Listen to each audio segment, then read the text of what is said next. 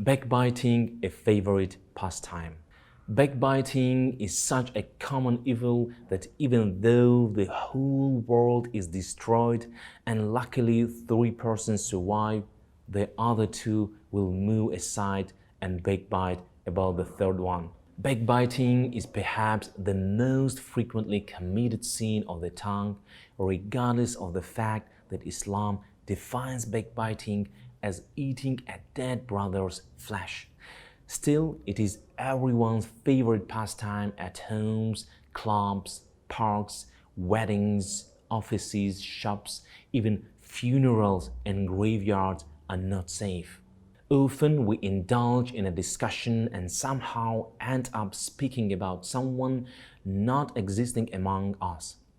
It is almost unavoidable, as conversation seems less interesting without backbiting. Backbiting is to speak ill about a person behind his back, counting matters regarding his ethics, activities, appearance, or character. Not only is backbiting restricted to words, but also it includes every behavior and action, whether indicative or straight. Finding faults in others is the easiest thing in the world. The habit of fault-finding and bad-mouthing has become so common that even the feeling of its sinfulness and wickedness has vanished. Apparently, the worst of all sins are those that are greatest in harm and danger to humanity. Among the destructive and harmful major sins are backbiting and slandering. These 2 sins are forbidden by God because they spread hate, evils, and create conflict among people and lead to destruction. They cause hostilities between family, friends, neighbors, and relatives. The Holy Quran says, meaning, O you who believe, avoid much suspicion, indeed some suspicions are sins. And spy not, neither backbite one another. Would one of you like to eat the flesh of his dead brother? You would hate it, so hate backbiting, and fear Allah.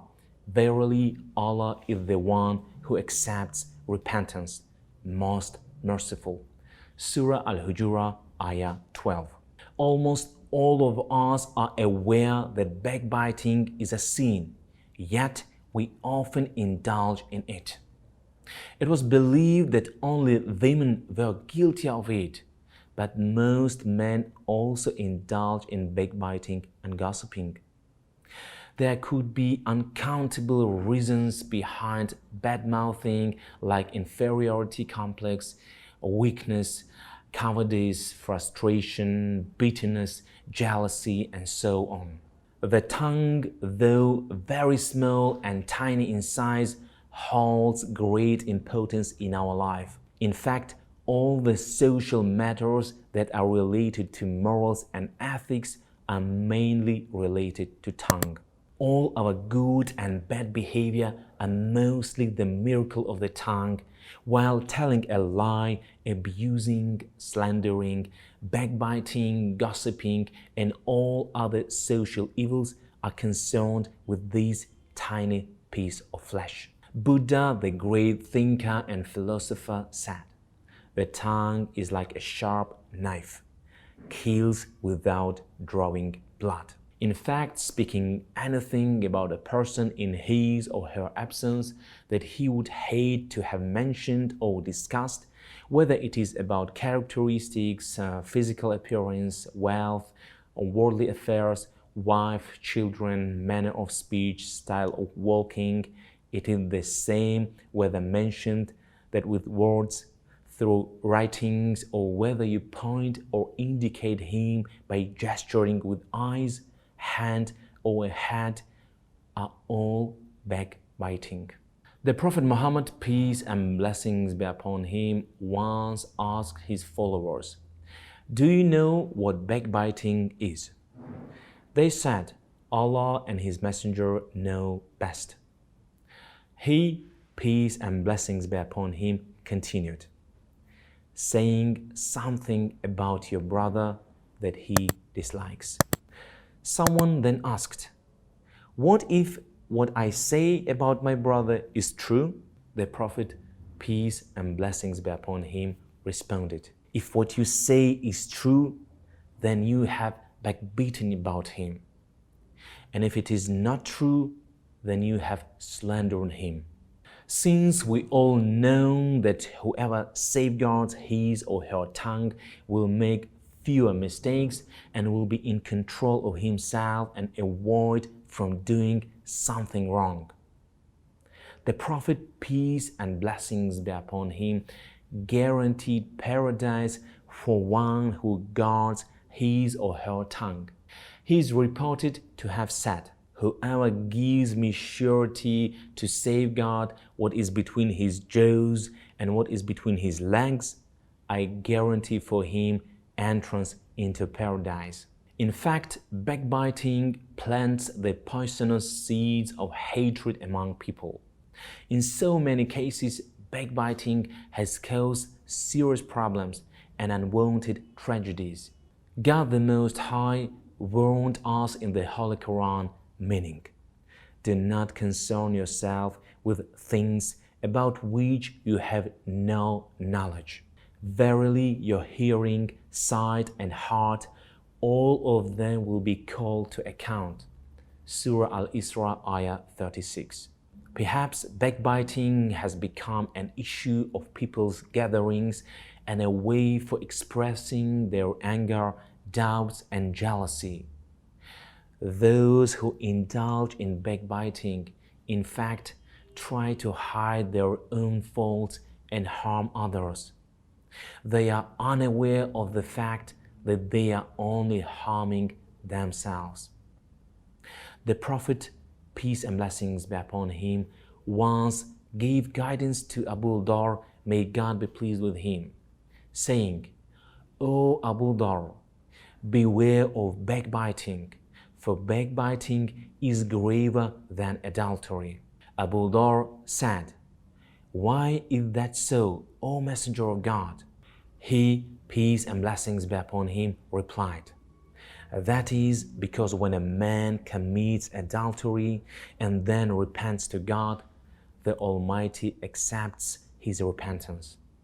However, backbiting is not forgiven until forgiven by its victim."